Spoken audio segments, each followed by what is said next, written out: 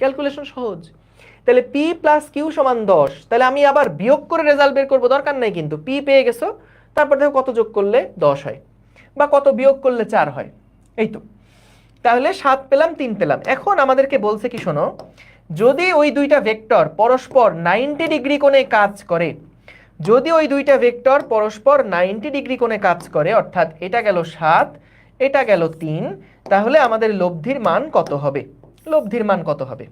তাহলে লব্ধি কত হবে বলো তো? এদের লব্ধি কত হবে যখন 90 ডিগ্রি কোণে কাজ করে? তখন রুট ওভার কি হয়, 7 square plus 3 square plus 2 into 7 into 3 কস কত হবে, 90 ডিগ্রি না?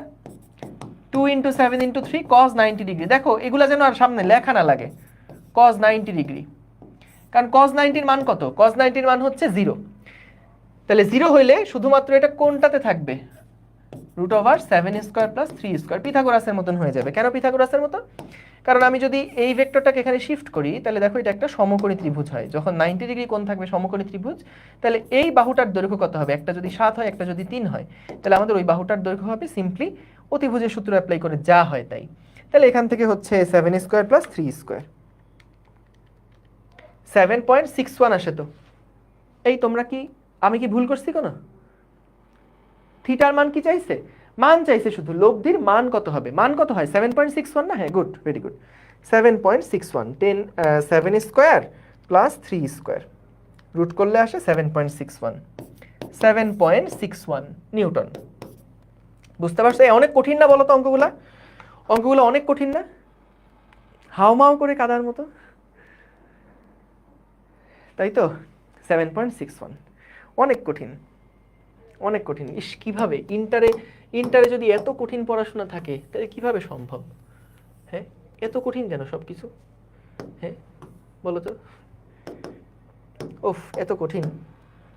দেখো তারপরেরটা কি, এটা হোমওয়ার্ক দিয়ে দিই, এই প্রবলেমটা হোমওয়ার্ক দিয়ে দিই, একই টাইপের প্রবলেম। এইটা হোমওয়ার্ক করে ফেলে এই ডিসকাশন গ্রুপে দিবা, হোমওয়ার্ক করে এটা ডিসকাশন গ্রুপে দিবা। আমি উত্তরটা বলে দিতে পারি, উত্তর মিলাই নিও তাইলে পরে। উত্তরটা বলে দিতে পারি, উত্তর আসে হচ্ছে 13 নিউটন। লব্ধির মান, একই রকম অঙ্ক এটা, হ্যাঁ, লব্ধির মান আসে হচ্ছে 13 নিউটন এবং দিক আসে tan ইনভার্স কত জানি 5/12, 5/12, 5/12। কিন্তু এটা আবার কার সাথে? এটাও তো গুরুত্বপূর্ণ। এইটা হচ্ছে 12 নিউটনের সাথে, দিক হচ্ছে এত 12 নিউটনের সাথে। ঠিক আছে, এটা উত্তর, এটা হলো অ্যান্সার। এটা হোমওয়ার্ক থাকলো, মিলাই নিবা, বাসায় করবা এটা। ঠিক আছে, হোমওয়ার্ক থাকলো। অনেক কঠিন না? হাউমাউ করে কাদার মতো। আরে পরীক্ষায় যদি এরকম অঙ্ক দেয়, খুব খুব কঠিন, খুব কঠিন। ওকে, এই প্রবলেমটা পেজ নাম্বার লেখো 13। আগে একটু রিডিং পড়ি, হ্যাঁ, কি বোঝাইছে আগে একটু পড়ি। দেখো কি বলছে, পি এবং কিউ দুইটা ভেক্টরের লব্ধি বলে দিছে আর। চমৎকার কথা, অত্যন্ত হাস্যকর। ইউর পারফরমেন্স হোয়াট হ্যাপেনিং, না you perform what happening. P কে দ্বিগুণ করলে বা এর দিক বিপরীত করলে উভয় ক্ষেত্রেই লব্ধি দ্বিগুণ হয়ে যায় আর 2r হয়ে যায়। প্রমাণ করতে বলছে পি আর কিউ এর অনুপাত হচ্ছে এত, পি আর কিউ এর অনুপাত হচ্ছে এত। যখনই এই টাইপের প্রবলেম দেখবা যে একটাকে দ্বিগুণ করলে আর একটা এত গুণ হয়, একটাকে বিপরীত করলে লব্ধি 3 গুণ হয়ে যায়, তখন ম্যাথের চিন্তাটা শুরু করবা কোত্থেকে? তোমার হাতে কি অস্ত্র আছে? লব্ধির সমীকরণের অস্ত্র আছে। তাইলে তুমি সবার আগে লব্ধির সূত্রটা লিখবা এবং যেটা দ্বিগুণ হয়েছে 3 গুণ হয়েছে সেই অনুযায়ী সূত্রগুলো আগে বসাবা। ঠিক আছে? আনত অবস্থায় মানে হেলে থাকা, কত ডিগ্রি কোণে আছে হেলে থাকা বোঝায়। ঠিক আছে, পেজ হচ্ছে 13। তোমরা পেজ দেখতে পারো না এখান থেকে? এখান থেকে পেজ দেখা যায় না? দেখো তো, final match you perform what happening. কেন দেখা যায় না কেন? হাই হাই, এটা 13 নাম্বার পেজ। হাই হাই, কি বলে? অনেক ছোট বলে? আচ্ছা ঠিক আছে, এরপর আমি বলে দিব না, এটা 13 নাম্বার পেজ। তাহলে আসো এই প্রবলেমটা দেখি কি বললো। পি এবং কিউ দুইটা ভেক্টরের লব্ধি আর, পি কে দ্বিগুণ করলে বা এর দিক বিপরীত করলে উভয় ক্ষেত্রে লব্ধি 2r হয়। একটা কাজ করি, আমি তো কিছু পারি না, আমি আগে প্রথম লাইন অনুযায়ী আগে চলো সূত্র একটা লিখি। মনে করলাম যে পি আর কিউ এর মধ্যবর্তী কোণ, মনে করি, আচ্ছা তোমাদের আরেকটা জিনিস আমি একটু বলে রাখি, সেইটা হচ্ছে আমি যখন বোর্ডে লিখবো ম্যাথ সলভ করার সময় বেশিরভাগ সময় ডান দিক থেকে আস্তে আস্তে বাম দিকে আসবো, হ্যাঁ, তো এটা খেয়াল রেখো। সো পি আর কিউ এর মধ্যবর্তী কোণ কত আমি জানি না, এটাকে থিটা বললাম, এটাকে থিটা বললাম। সো দেখো পি কে দ্বিগুণ করলে বা এর দিক বিপরীত করলে উভয় ক্ষেত্রে লব্ধি 2r হয়। তাহলে আসো আগে প্রথম লাইনের জন্য সূত্রটা লিখি। প্রথম লাইনের জন্য সূত্র হবে r স্কয়ার সমান সমান P square plus Q square plus 2pq cos theta. এই দেখো তো এই সূত্রে কোনো ভেজাল আছে? পি আর কিউ এর লব্ধি বলছিল আর, তাহলে ওই অনুযায়ী আমি সূত্র একটা লিখে ফেললাম। আচ্ছা, এইবার বললো পি কে দ্বিগুণ করলে লব্ধি হয় 2r। তাহলে পি কে যদি দ্বিগুণ করা হয় তখন সূত্র কি হবে? পি এর জায়গায় 2p হয়ে যাবে, এটা হয়ে যাবে Q square plus 2 into 2p into Q cos theta, cos theta. তাহলে লব্ধি বলছে 2r হয়, লব্ধি বলছে 2r হয়। তাহলে আমরা দুইটা সমীকরণ লিখলাম, এইটা আমাদের ধরে নাও 1 নাম্বার সমীকরণ, এইটা ধরে নাও 2 নাম্বার সমীকরণ। এরপরে আরেকটা কথা বলছে, যদি আমি পি কে যদি দিক বিপরীত করি, পি এর দিক যদি বিপরীত করি তাহলেও নাকি লব্ধি 2r হয়। তাহলে দিক যদি বিপরীত করি তাহলে ভাই কাহিনীটা কি হয় আসলে একটু দেখো তো, কোথায় চেঞ্জটা হয়। মনে করো এইটা আমাদের পি ভেক্টর, এইটা আমাদের পি ভেক্টর এবং এইটা হচ্ছে আমাদের কিউ ভেক্টর, এইটা আমাদের পি ভেক্টর এবং এইটা আমাদের কিউ ভেক্টর। দেখো কি মজা, তুমি দেখবা যে এত ভালো লাগবে তোমার কাছে রাত্রেবেলা ঘুমের ঘরে, হঠাৎ করে দেখবা উঠে তুমি হাসতেছো, তখন পাশের থেকে আঙ্কেল আন্টি উঠে এসে জিজ্ঞেস করবে যে কি রে হাসছিস কেন, তখন তুমি আসলে বলবা যে এই যে ক্লাসে এত ফিল পাইছি, এত মজা পাইছি, হ্যাঁ, যে ওই কথা মনে আসছে, ঘুমের মধ্যে ওই ভাইয়ার ক্লাস দেখছি, তো দেখার পরে আমি আসলে খুব শান্তি পাইছি, এই জন্য হাসতেছি, বুঝতে পারছি। তো দেখো পি আর কিউ এদের মধ্যবর্তী যে কোণ, এই কোণ যদি থিটা হয়, বলো তো পি কে বিপরীত করা মানে কি? এই পি কে বিপরীত করা মানে কি? এটা কি ঠিক 180 ডিগ্রি ঘুরায় দেওয়া না? এটা তো সবাই জানে, এই এটা তো সবাই জানে, পি কে যদি বিপরীত করি, পি ভেক্টরকে যদি আমি বিপরীত করি তার মানে কি এটাকে ঘুরায় দেওয়া না? আচ্ছা, এখন বলো তো আমাকে কোন কোন দুইটা ভেক্টরের লব্ধি বের করতে হবে? এই কিউ ভেক্টর এবং এই উল্টা পি না? আচ্ছা, বলো তো উল্টা পি হলেও তার মানে কি কোনো পরিবর্তন আসবে? পি ভেক্টরকে যদি 180 ডিগ্রি করে ঘুরাই না, 60 ডিগ্রি 30 ডিগ্রি যেমনে খুশি ঘুরাই, তার দৈর্ঘ্য বা মানে কোনো পরিবর্তন আসবে? আসবে না। তাহলে এটা যদি পি থাকে এইটাও কি হবে? পি হবে। কিন্তু বলতো আগে যে দুইটা ভেক্টরের মধ্যে পি আর কিউ, এই দুইটা ভেক্টরের মধ্যে আগে যে কোণ ছিল থিটা, এখন কি আর দুইটা ভেক্টরের মধ্যে কোণ থিটা? বলতো এখন কোণ কত? এখন এই কোণটা কত বলতো? এখন এই কোণটা কত বলতো? 180 minus theta, 180 minus theta. Good, 180 minus theta, এই দেখো 180 degree minus theta. Unbelievable. So এটা কিন্তু মানে দেখো তুমি আসলে ছোটবেলায় তো অনেক পড়াশোনা করেছো, কিন্তু এই যে কনসেপ্ট এটা কি কখনো দেখেছো আগে? কখনো দেখেছো? কখনো দেখোনি, ঠিক আছে। সো দেখো এইখানে আমাদের এটা যদি থিটা হয় তাহলে এই ভেক্টরকে উল্টালে কি 180 ডিগ্রি ঘুরে যাবে, তাহলে তখন এই দুইটা ভেক্টর, নতুন দুইটা ভেক্টরের মধ্যবর্তী কোণ কত হবে? 180 মাইনাস থিটা। জীবনে প্রথমবারের জন্য কিন্তু এটা দেখলাম, আমি জানি তোমরা আসলে জীবনে প্রথমবারের জন্যই এটা দেখলা। সো তখনও নাকি লব্ধি হয়ে যায় দ্বিগুণ, তাহলে 2r এর উপরে হবে স্কয়ার সমান সমান লব্ধি কিন্তু দেখো কি বলছে, পি কে দ্বিগুণ করবা অথবা এর দিক বিপরীত করবা, পি কে দ্বিগুণ করবা অথবা এর দিক বিপরীত করবা। তাহলে যদি পি কে আমরা দিক বিপরীত করি, মানের তো কোনো পরিবর্তন হবে না, এটা পি স্কয়ারই থাকবে, কিউ স্কয়ারই থাকবে, plus 2 into P into Q cos কত ডিগ্রি হবে বলো তো? 180 মাইনাস থিটা। হ্যাঁ ভাইয়া কি লিখলেন এটা? 180 minus theta, 180 minus theta. 180 minus theta কেন? কেন 180 মাইনাস থিটা? কারণ কেন 180 মাইনাস থিটা? কারণ আমাদের এই নতুন যে কোণটা, আমি তো যখন পি কে উল্টাইছি তখন তো আমাদের কোণটা চেঞ্জ হয়ে গেছে। কত চেঞ্জ হয়ে গেছে? 180 মাইনাস থিটা হয়ে গেছে। তোমরা একটা জিনিস জেনে অবাক হবে, হাউমাউ করে কাঁদবে, যে বলো তো cos 180 মাইনাস থিটা এর মান কত হয়? এইটাকে কি আমরা মাইনাস কস থিটা লিখতে পারি না? মাইনাস কস থিটা লিখতে পারি না? এটা জানি তো, বলো তো। হ্যাঁ, সাব্বাস সাব্বাস সাব্বাস। তো এটা জানলে ভালো। আর যদি না জানো তাহলে সার্টিফিকেটটা, এসএসসি সার্টিফিকেটটা বোর্ডে দিয়ে এসো এবং লিখে এসো যে দুঃখিত, আমি এর যোগ্য নই, আমি সামনের বছর আবার পরীক্ষা দিতে চাই। ঠিক আছে? এটা জানো তো সবাই, কজ 180 মাইনাস থিটা সমান মাইনাস কস থিটা। 2 নাম্বারটা বুঝি নাই। 2 নাম্বার এই সূত্রটা দেখো কি বলছে আমাদেরকে বলছে পি এবং কিউ দুইটা ভেক্টরের লব্ধি এটা। তো প্রথম লাইন এটা লিখলাম। পরেরটা বলছে পি কে যদি দ্বিগুণ করা হয়, পরেরটা বাদ দাও, পি কে যদি দ্বিগুণ করা হয়, দুইটা কেস বলছে এখানে। হ্যাঁ, একটা বলছে পি কে যদি দ্বিগুণ করা হয়, পি কে দ্বিগুণ করলে লব্ধি 2r হয়।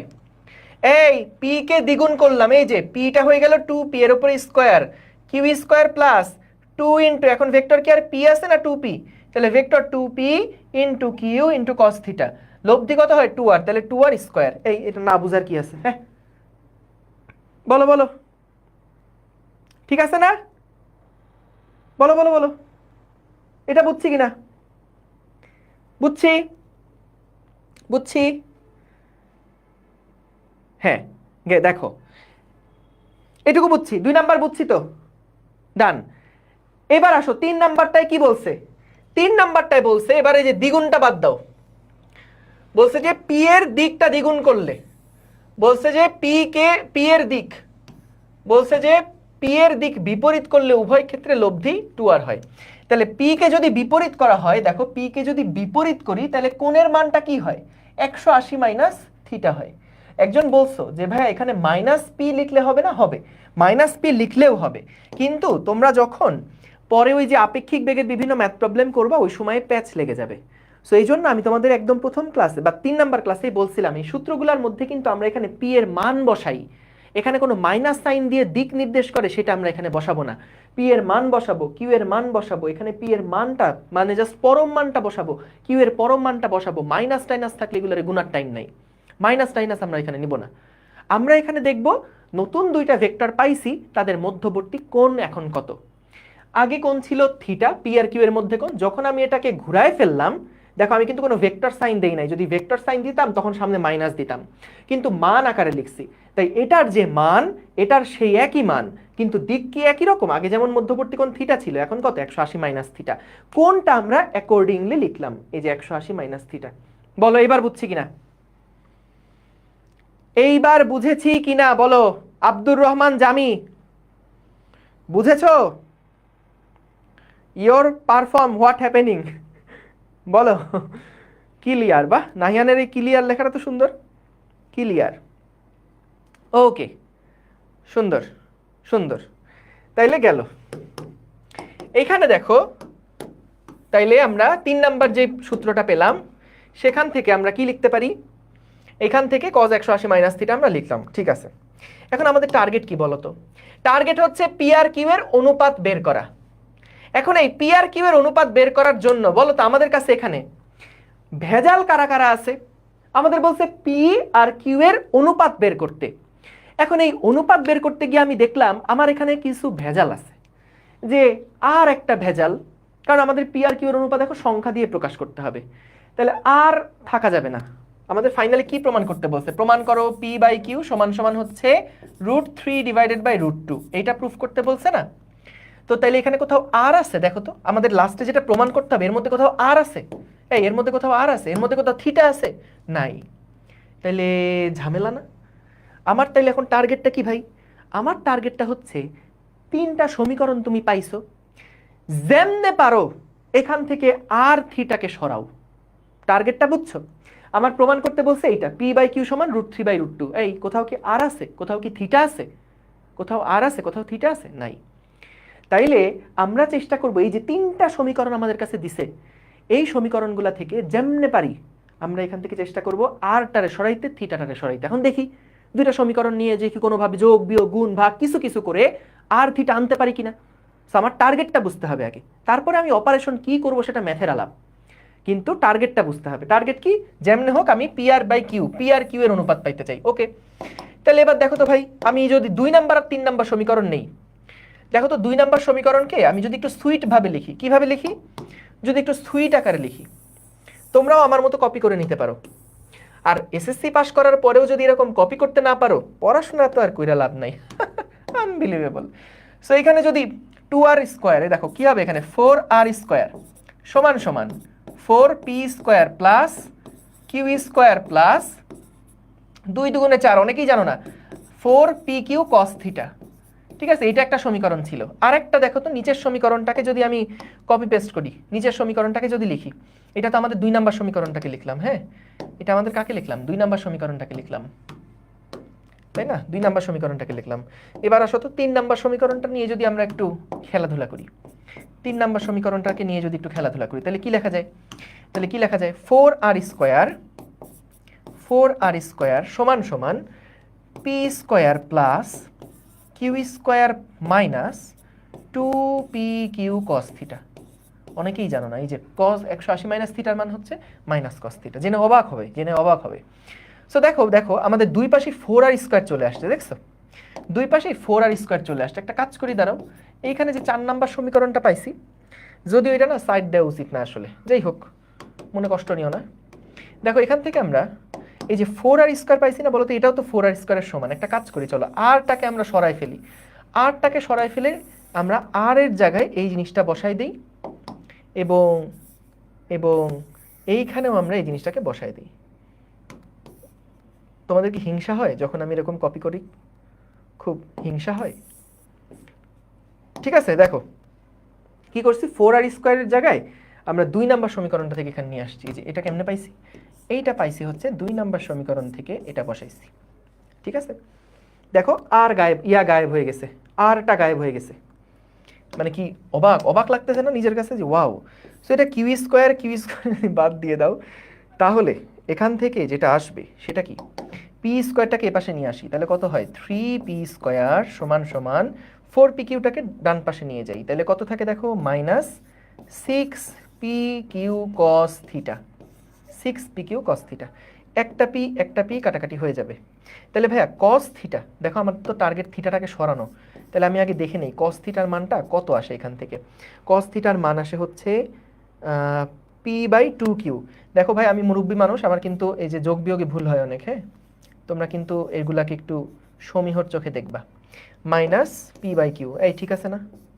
ঠিক আছে না? আমার একটু সাহস দিও মাঝে মাঝে, মুরব্বী মানুষ। cos থিটা সমান সমান হচ্ছে 3p/6। হ্যাঁ, তাহলে p/2q হয়েছে না? হ্যাঁ, সাব্বাস সাব্বাস, ঠিক আছে ঠিক আছে, ক্লিয়ার? এটা না বুঝার কিছু নাই, এটা জাস্ট ম্যাথ করছি, নিজে খাতায় করো, দেখবা বুঝবা। আচ্ছা, আমি আরেকটা জিনিস বলে রাখি, যে ডান দিক থেকে বাম দিকে আসার কারণটা হচ্ছে ওই যে আমাকে দিয়ে অনেক সময় দেখো না তোমরা, তো আমি যখন এই যে এই পাশটায় লিখি তখন আমি এদিকে সরে আসলে এই পাশে পুরো ভিজুয়ালটা তোমরা পাও। তো এই জন্য ডান দিক থেকে বাম দিকে আসা, এটা একটু যখন পিডিএফটা চেক করবে ওই সময় খেয়াল রেখো, নাইলে আবার ওই হয়ে যাবে, মনে হবে যে ভাই একই ব্যাপার, এটা করতে আসলো এরকম মনে হবে। সো ওইখান থেকে এই পাশে আসছি, ঠিক আছে? কষ্ট পাওয়া যাবে না, কোনো কিছুতে কষ্ট পাওয়া যাবে না। এখন কথা হচ্ছে আমার তো জায়গা নাই, জায়গা তো শর্ট, কি করব বলো, জায়গা তো কম হয়ে গেছে। তাইলে আমরা একটা সমীকরণ পেলাম cos থিটার, এই সমীকরণটা এখানে থাকলো। cos থিটার একটা সমীকরণ আমরা এখানে পেলাম, এই সমীকরণটা এখানে থাকলো। এটাকে কত নাম্বার সমীকরণ দিব? ধরলাম 4 নাম্বার সমীকরণ দেই। এরপরে কি করব জানো? এরপরে দেখো, এরপরে 2 নাম্বার সমীকরণে তো এটা থাকলো। এরপরে আমরা চলো এবার 1 নাম্বার সমীকরণটাকে 4 দিয়ে গুণ করি। 1 নাম্বার যে সমীকরণ আছে এইটাকে আমরা চলো 4 দিয়ে গুণ করি। সো 4 দিয়ে গুণ করলে কি হবে? 4 দিয়ে গুণ করলে কি হবে? এই আগের স্লাইডে কিন্তু সব লেখা আছে, চিন্তা করো না। সো এটা হচ্ছে পরের পেজটা, বুঝতে পেরেছো? এটা হলো পরের পেজটা। সো 1 নম্বর সমীকরণকে যদি 4 দিয়ে গুণ করি তাহলে কি হবে দেখো, 4r স্কয়ার সমান সমান 4p square plus 4q square plus 4 দুগুণে 8 pq cos থিটা। ঠিক আছে, pq cos থিটা। এটা গেল 1 নম্বর সমীকরণকে 4 দিয়ে গুণ করার পরে। তাইলে আমরা আসো এই যে 4r স্কয়ার যেটা ছিল সেইটাকে আবার 4r স্কয়ারের জায়গায় রিপ্লেস করে দেই, এবং এখানে যেটা পাইছি সেটা তো এখানে রাখলামই। আমার টার্গেট কি বলতো? টার্গেট হচ্ছে যে কোনো ভাবে হোক আমরা চাই থিটাকে সরাতে এবং আমাদের আর কে সরাতে। তো cos থিটার একটা ভ্যালু আমরা অলরেডি এর আগে পাইছি। এখন এখান থেকে আমরা cos থিটার আরেকটা সম্পর্ক বের করব, তারপরেই cos থিটা সমান cos থিটা দিয়ে পি বাই কিউ করে ফেলবো। দেখো একটু ধৈর্য ধরো। এইখানে আমাদের কোনটা কোনটা কাটাকাটি যায়, 4p স্কয়ার কাটাকাটি যাচ্ছে। তো আমি যদি একটু কষ্টই হবে আমার জন্য, এটাকে এই পাশে নিয়ে আসলে -3q স্কয়ার সমান সমান, এটাকে খুব কষ্ট করে ওই পাশে নিয়ে গেলে আসবে হচ্ছে 4pq cos theta. Very good. তাহলে এখান থেকে আমরা একটা কিউ যদি বাদ দিয়ে দেই তাহলে ভাইয়া cos থিটা সমান সমান এখানে আসবে -3q by 4p, -3q by 4p। দেখো ভাই, এইটা হচ্ছে আমাদের মনে করো 5 নাম্বার সমীকরণ। দেখো 4 নাম্বার সমীকরণ ছিল এইটা, cos থিটার মান পাইছিলাম এইরকম, cos থিটার একটা মান পাইছিলাম এইরকম, আর পরে আমরা cos থিটার আরেকটা মান পেলাম এইরকম, যে এটা হচ্ছে আমাদের 4 নাম্বার সমীকরণ ছিল, আর এটা আমাদের 5 নাম্বার সমীকরণ। এখন কি করব বলো? এখন কি করব? এখন সহজ না? এখন কি করব? এখন জাস্ট আমরা কি করব বলো?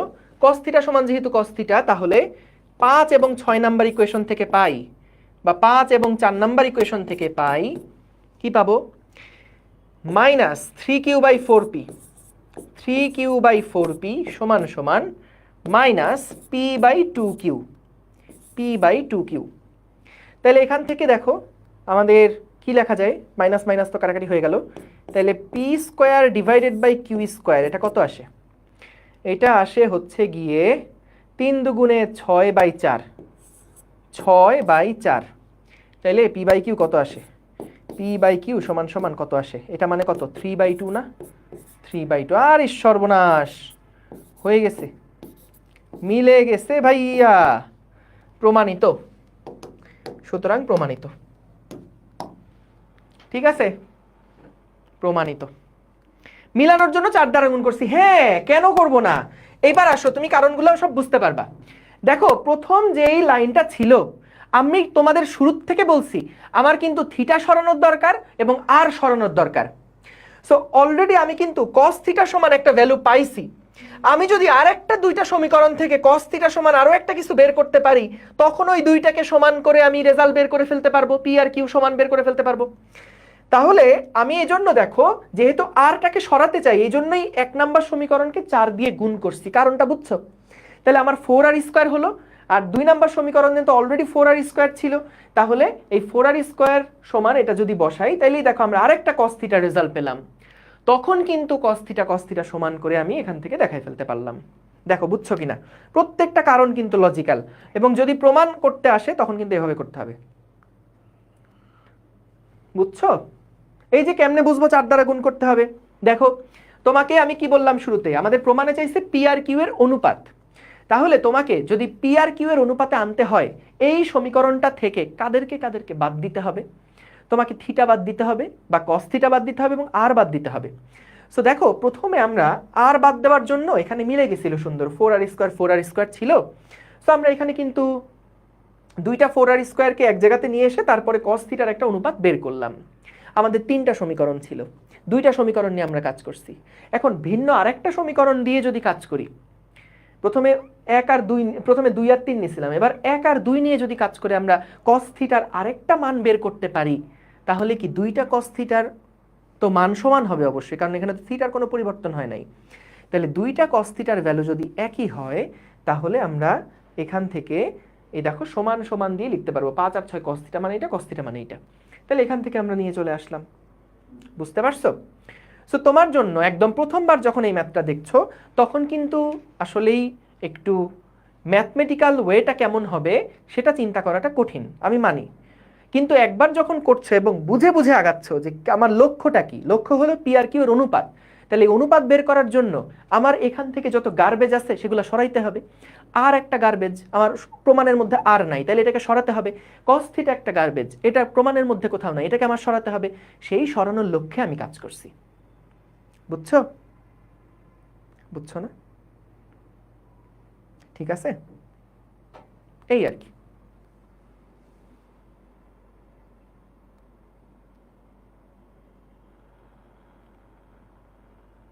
ক্লিয়ার? সো যদি তোমার এরকম প্রমাণ করো আসে তাইলে কিন্তু এভাবে করেই করতে হবে। সো মাথায় রেখো। আর যদি অবজেক্টিভ আসে তখন কি করতে পারো বলে রাখি, এটা নর্মালি অবজেক্টিভে দিবে না। যদি অবজেক্টিভে আসে তাহলে কি করবা, অপশন টেস্ট করে দেখবা যে কোন অপশন টেস্ট করলে বা কোন অপশনগুলোর জন্য থিটার মান আমাদের, ধরো এখানে থিটার মান দেওয়া আছে, তো প্রত্যেকটা পি আর কিউ এর অনুপাত ধরে ধরে তারপরে হিসাব করতে পারো, যদি ওইটাও আসলে একটু লেন্দি হয়ে যাবে। ওকে, এটা কি বোর্ড স্ট্যান্ডার্ড নাকি অ্যাডমিশনের? এটা বোর্ডে আসার চান্স কম, অ্যাডমিশনের জন্য দেখে রাখতে পারো। কিন্তু এগুলা বইয়েরই অঙ্ক, অ্যাডমিশনের জন্য বলতেছি কেন, এগুলা বইয়েরই অঙ্ক। ওকে, পরেরটা দেখো কি বললো এখানে, 2p এবং p ভেক্টর দ্বয় পরস্পরের সঙ্গে একটা নির্দিষ্ট কোণে আনত আছে। প্রথম ভেক্টরকে দ্বিগুণ করলে লব্ধির মান 3 গুণ হয়, এটার মান বের করো। এটাও হোমওয়ার্ক থাকবে, এই প্রবলেমটা হোমওয়ার্ক দিয়ে দিলাম, হোমওয়ার্ক নাম্বার 02। ঠিক আছে, এটার অ্যান্সার লিখে দিব না, অ্যান্সার লিখলে তো হয়েই গেল অঙ্ক, আর করবাই না তোমরা। অ্যান্সার লিখে দিব। এই আনত মানে কি, এটা আগেও বলছি, এই যে আনত মানে হচ্ছে এই যে এরকম, এটাকে বলে আনত, হেলানো। আনত মানে হেলানো। অ্যান্সার দিয়ে দিব।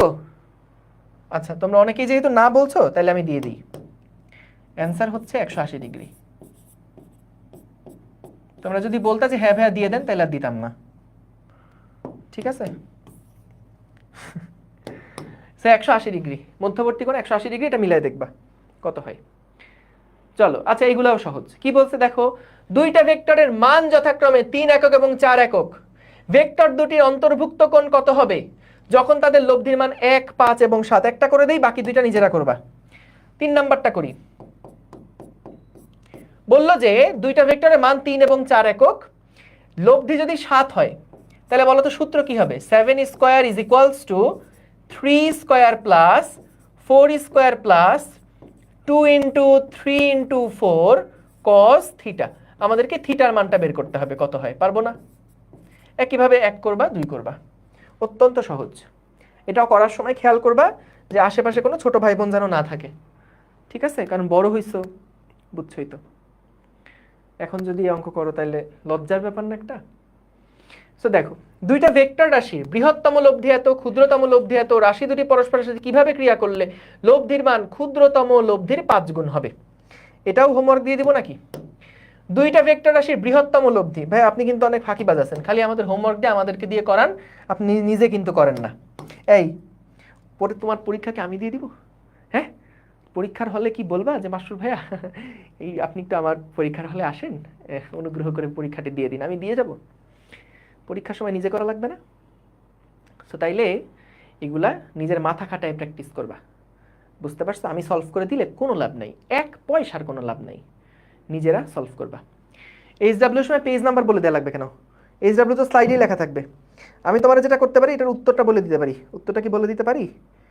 উত্তরটা হচ্ছে হবে, এটার উত্তর হচ্ছে 90 ডিগ্রি, এইটার উত্তর হচ্ছে 90 ডিগ্রি। এগুলা করবা নিজেরা, এগুলা নিজেরা করবা, নাইলে দেখবা যে হঠাৎ করে একদিন তুমি ভুলে গেছো যে ভাত খাইতে হয় কিভাবে।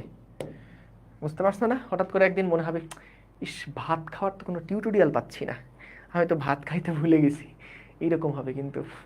বুঝতে পারছো? অঙ্কগুলা নিজে করবা, না পারলে আমরা আসি, না পারলে ডিসকাশন গ্রুপে দিবা, দেখবা সলভ পেয়ে যাবা। কিন্তু এগুলো মাথা খাটায় নিজের আগে চেষ্টা করো। সহজ, আনবিলিভেবল, খুব সহজ এগুলা। অ্যান্সার বলেন কেন? কারণ ওই যে মিলাইতে যাও যে, সো অ্যান্সার মিলানোর জন্য এটা থাকুক, অসুবিধা নেই। আমি তো সলিউশন দেখাচ্ছি না, সো সলিউশন দেখে অ্যান্সার মিলাবা যে হয়েছে কিনা। বুঝতে পারছো? ওকে, সলভরাস পাবা ইয়ার পরে, সলভরাস পাবা কবে জানো, কলেজ শুরু হওয়ার পরে, কলেজ শুরু হওয়ার পরে, ঠিক আছে। ওকে, তারপরে দেখি আর কি প্রশ্ন আছে। এই তো, এই প্রবলেমটা আমি করে দিব, এই প্রবলেমটা আমি চলো সলভ করে দিই। দেখি এইখানে তোমাদের এই যে রাকিব ভাইয়া, ম্যাথের রাকিব ভাইয়াকে চিনো? রাকিবুল ভাইয়া, রাকিবুল ভাইয়া একটা মোটর সাইকেল চালিয়ে দক্ষিণ পূর্ব দিকে 30 ডিগ্রি কোণে 12 কিলোমিটার গেলেন, ঠিক আছে। অতঃপর দক্ষিণ পশ্চিম দিকে 45 ডিগ্রি কোণে 16 কিলোমিটার গেলেন। রাকিব ভাইয়ার সরণ ভেক্টরের মান এবং দিক কত নির্ণয় করো। মনে রাখবে, যখনই দিক রিলেটেড কোনো প্রশ্ন পাবা, উত্তর দক্ষিণ পূর্ব পশ্চিম উপর নিচে না, যখন দিক রিলেটেড কোনো প্রশ্ন পাবা সাধারণত যেটা করতে হয়, সবার আগে দিকটা মেনশন করে নিবা খাতায়। এবং দিক মেনশন করবা কিভাবে? সব সময় উপরের দিকে উতে উপরের দিকে উত্তর, উতে উত্তর, উপরে উত্তর, উতে উপর, উতে উত্তর, উপরে উত্তর। উত্তর হলে নিজে দক্ষিণ, নিচের দিকে কি হবে? নিচের দিকে হবে দক্ষিণ। এখন ডান দিকে কি? ডান দিকে হবে পূর্ব, ডান দিকে হবে পূর্ব, বাম দিকে হবে পশ্চিম। এটা আমি ইন্টারে ভুলে যেতাম, বুঝছো, যে ডানে পশ্চিম না ডানে পূর্ব। তো এইটার জন্য আমি এইভাবে চিন্তা করি যে ধরো এই দিকে হচ্ছে পূর্ব দিক, আমি যদি এইদিকে থাকি, না দেখো 71 সালের আগে আমাদের দেশকে কি পূর্ব পাকিস্তান বলতাম, আর ওইটা ছিল পশ্চিম পাকিস্তান। সো তাইলে দেখো তুমি যদি ম্যাপটা খেয়াল করো, তাহলে এইটা হচ্ছে যদি ইন্ডিয়া হয়, এই পাশে বাংলাদেশ, এই পাশে পাকিস্তান, তাহলে যেটা ইন্ডিয়ার পূর্ব দিকে ছিল ওইটা পূর্ব পাকিস্তান আর এটা পশ্চিম পাকিস্তান। সো উত্তর দিকে থাকলে ডানে পূর্ব বামে পশ্চিম, এভাবে করে মনে রাখতে পারো, ঠিক আছে। আবার যেমনে অনেকে ছন্দরন্দ দিয়ে মনে রাখে, যেমনে পারো মনে রাখবা এটা, ঠিক আছে। এখন দেখো কি বললো আমাদের প্রশ্নে, রাকিব ভাইয়া একটা মোটরসাইকেল চালিয়ে দক্ষিণ পূর্ব দিকে, ভাইয়া এই কথাটার মানে অনেকেই বুঝে না, এটা একটু খেয়াল করবা। দক্ষিণ পূর্ব দিকে 30 ডিগ্রি কথাটার মানে কি? এই ভাষা বোঝানোর জন্য এই ম্যাথটা দেওয়া, তাছাড়া ম্যাথ সহজ। দেখো দক্ষিণ পূর্ব দিকে 30 ডিগ্রি কথাটার মানে কি? দক্ষিণ পূর্ব দিকে 30 ডিগ্রি মানে হচ্ছে দক্ষিণ দিকের সাথে 30 ডিগ্রি কোণ। 30 ডিগ্রি কোণ তো দুই দিকেই হতে পারে, দেখো দক্ষিণ দিক তো এইদিকে, দক্ষিণ দিকের সাথে 30 ডিগ্রি কোণ এই দিকেও হতে পারে, দক্ষিণ দিকের সাথে 30 ডিগ্রি কোণ এই দিকেও হতে পারে। আমাদের বলছে দক্ষিণ দিকের সাথে 30 ডিগ্রি কোণে পূর্ব দিকে, হ্যাঁ, দক্ষিণ পূর্ব মানেই হচ্ছে এইটা, প্রথমে যেটা থাকবে তার সাথে পরের দিকে, এই যে দক্ষিণ দিকের সাথে 30 ডিগ্রি কোণে কোন দিকে? পূর্ব দিকে। তাহলে বলো তো কখনো এটা হওয়া সম্ভব? দক্ষিণ উত্তর দিকে 30 ডিগ্রি, এরকম কিন্তু কখনো সম্ভব না। দক্ষিণ পূর্ব হতে পারে, দক্ষিণ পশ্চিম হতে পারে, হ্যাঁ। তাহলে দেখো, না এটা একজন বলছে ভাই যে কোনো দিকে ধরলে হবে কি না, যে কোনো দিকে ধরলে কিন্তু প্যাচ লেগে যাবে, এইদিকে পশ্চিম দিকে এইদিকে পূর্ব দিলা তাহলে কিন্তু হবে না, হ্যাঁ, কারণ উত্তর দক্ষিণ পূর্ব পশ্চিম এটা কিন্তু ফিক্সড। তুমি উত্তর দিকে তাকালে, যদি উত্তর দিকে তাকাও তুমি দেখবা উত্তর দিকে তাকালে তোমার ডান দিকে পূর্ব, বাম দিকে পশ্চিম। এখন যদি ম্যাথে ওটা উল্টায় ফেলো তখন কিন্তু পুরো রেজাল্টই উল্টাপাল্টা হয়ে যাবে। তাহলে দেখো এখানে আমাদেরকে বললো কি যে দক্ষিণ দিকের সাথে 30 ডিগ্রি করে 12 কিলোমিটার গেছে পূর্ব দিকে, এইটা হলো 12 কিলোমিটার, হ্যাঁ। অনেক সময় এই কথাটা এভাবে না বলে এভাবে বলে দেয় যে দক্ষিণ দিকের সাথে, আরো ভেঙে বলে দেয় যে দক্ষিণ দিকের সাথে 30 ডিগ্রি কোণে, দক্ষিণ দিকের সাথে 30 ডিগ্রি কোণে পশ্চিম দিকে, এইভাবে অনেক সময় ভেঙে বলে দেয়। এভাবে ভেঙে বলে দিলে তো হলোই, কিন্তু যদি শর্টকাটে বলে দক্ষিণ পূর্ব দক্ষিণ পশ্চিম, তার মানে প্রথম যেটা বলবে তার সাথে অন্য দিকে 30 ডিগ্রি। আর যদি কোনো দিকের ডিগ্রির কথা না বলে, যদি বলে দক্ষিণ পশ্চিম, এর মানে কি? যদি বলে দক্ষিণ পূর্ব, এটার মানে কি? এটার মানে হচ্ছে দক্ষিণের সাথে এবং পূর্বের সাথে 45 ডিগ্রি কোণে। যদি শুধু বলে দক্ষিণ পূর্ব দিকে গেছে, তার মানে দক্ষিণ আর পূর্বের মাঝ বরাবর গেছে, ঠিক আছে। আচ্ছা এরপরে কি রাকিব ভাইয়া এখানে এসে পৌঁছাইছে না? রাকিব ভাইয়া কি এই জায়গাতে এসে পৌঁছাইছে না এখন? কারণ সে কিন্তু আমাদের দক্ষিণ পূর্ব দিকে 30 ডিগ্রি কোণে, যে এই অ্যাঙ্গেলটা হলো সেই 30 ডিগ্রি, ভাইয়া 30 ডিগ্রি কোণে 12 কিলোমিটার পথ এখানে আসছে। এরপরে বলল দক্ষিণ পশ্চিম দিকে সে গেছে। তাহলে এটার জন্য কি করবা দেখো, এটার জন্য এইখানে একটা ছোট্ট ম্যাপ এঁকে ফেলবা, ছোট্ট ম্যাপ এঁকে ফেলবা।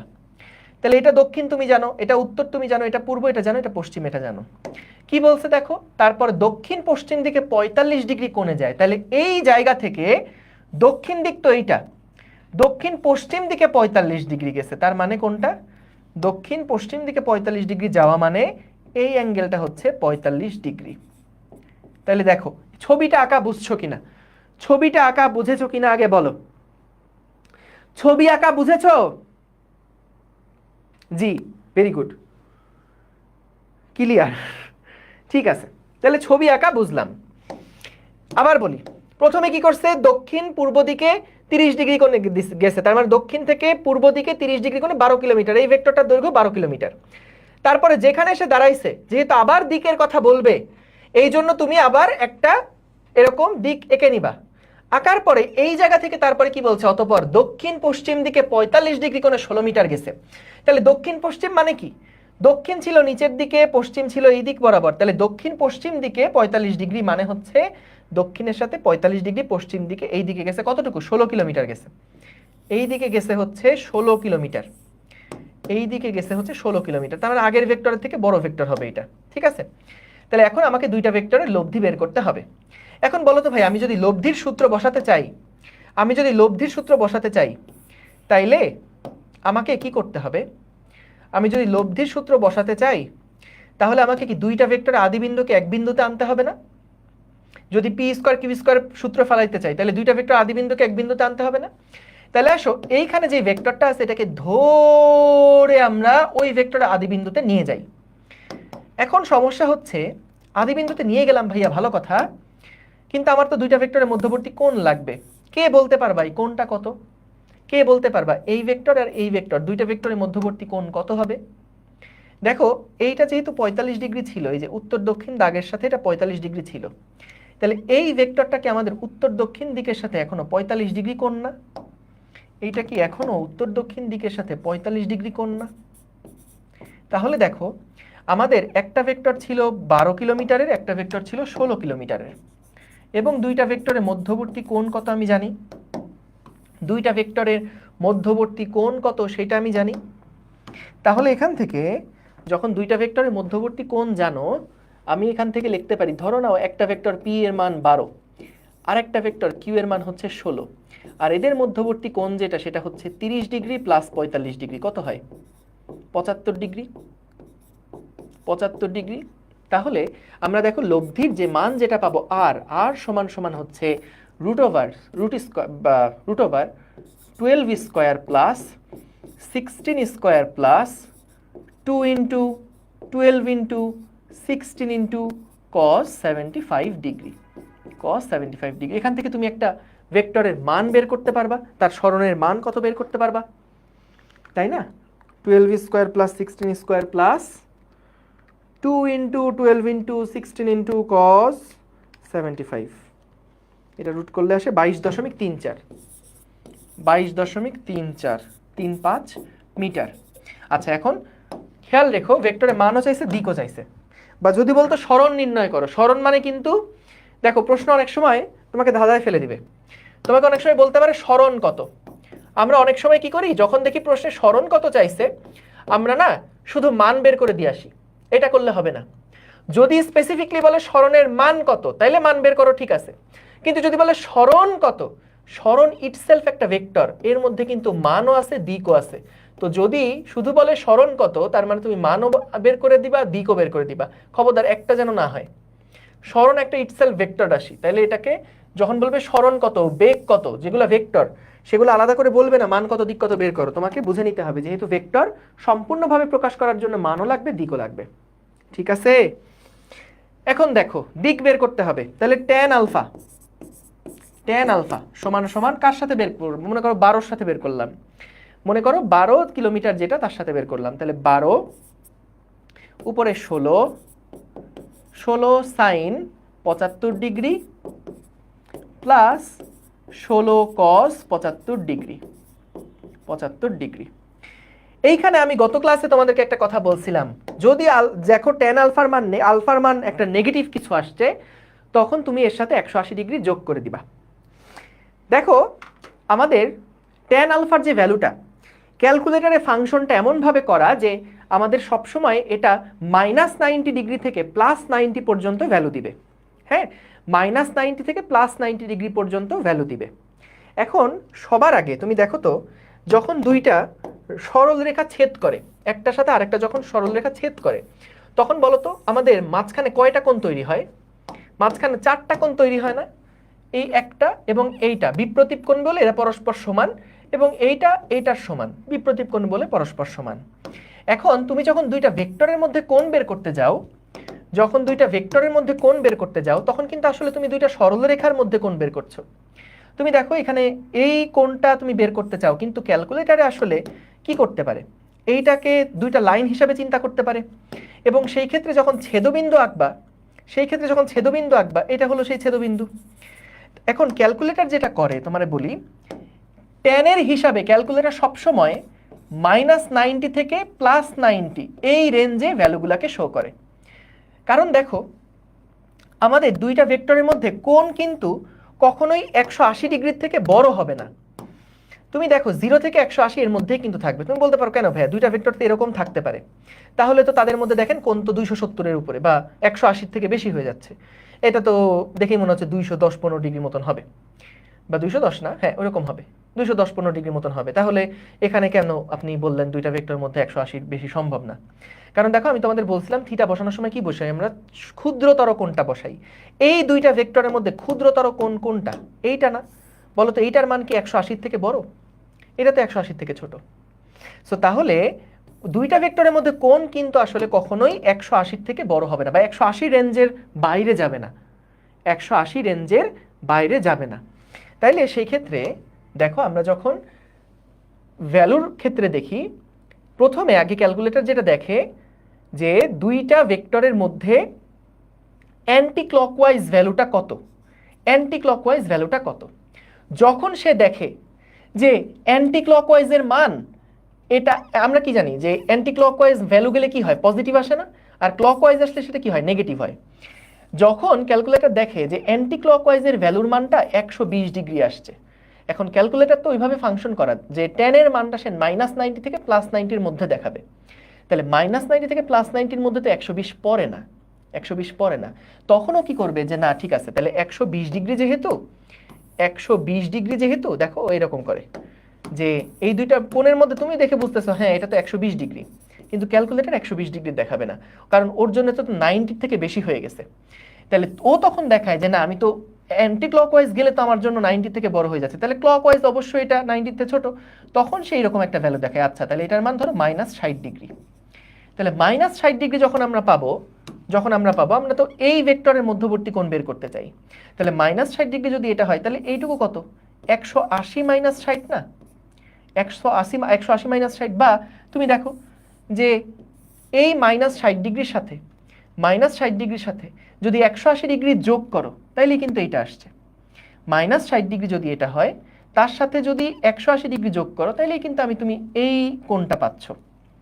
বুঝতে পারছো যে এখান থেকে -60 মানে এটা, তাহলে এর সাথে যদি 180 যোগ করো, -60 এর সাথে, -60 মানে এখানে আসলা, এখান থেকে -60 আসলা, তাহলে এখান থেকে যদি 180 যোগ করো, তখনই তুমি কি পাচ্ছ, 120 ডিগ্রি পাচ্ছ। বুঝলে ভালো, না বুঝলে এটা কোথাও লাগবে না। একটাই যেটা এখান থেকে লার্নিং পয়েন্ট, সেটা হচ্ছে যদি কখনো দেখো আলফার ভ্যালু মাইনাস আসছে, তাহলে জাস্ট 180 ডিগ্রি যোগ করে দিবা, শেষ। যদি দেখো কখনো এখানে আলফার মান, এই যে বের করছিলাম, আলফার মান যদি দেখো মাইনাস আসছে, তাহলে কি করবা, সাথে সাথে +180 করে দিবা। ঠিক আছে, +180 করে দিবা। ওকে, সো আমরা আজকে এই পর্যন্ত রাখবো। আমাদের পরে আরো কিছু এমসিকিউ প্রবলেম আছে, সেই এমসিকিউ প্রবলেমগুলো আমরা নেক্সট ক্লাসে দেখতে পারবো, কোনো অসুবিধা নাই। সো আমরা আজকে এই পর্যন্ত থাকুক। তোমরা যে হোমওয়ার্কগুলো দিছিলাম এগুলো একটু দেখে রেখো। যেহেতু এই টপিকটা বা এই রিলেটেড আরো কয়েকটা ম্যাথ করাবো, এই জন্য 3 নাম্বার ক্লাস হওয়ার পরে বা 5 নাম্বার ক্লাস হওয়ার পরে তারপরে এক্সামটা হবে। ঠিক আছে, ওকে। তাহলে সবাই এই ক্লাসটা এখনই একবার রিভাইজ করে ফেলো, এবং নেক্সট ক্লাস পরশুদিন ইনশাআল্লাহ দেখা হবে। আসসালামু আলাইকুম, আল্লাহ হাফেজ।